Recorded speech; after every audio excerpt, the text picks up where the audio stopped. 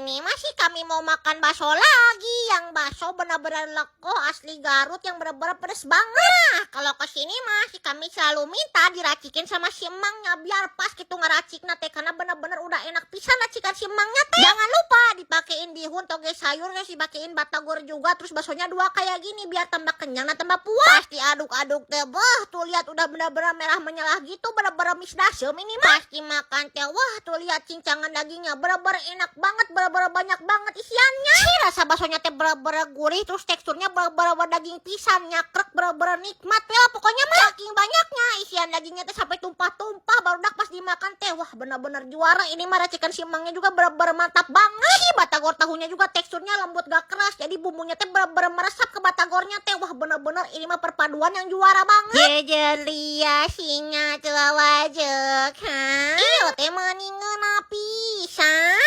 Urusan minumannya masih kami pilih jus mangga. Wah, bener-bener seger banget, top mantap is the best. Lanjut Pak 2, atau jajan-jajanan bakso di mana lagi ya?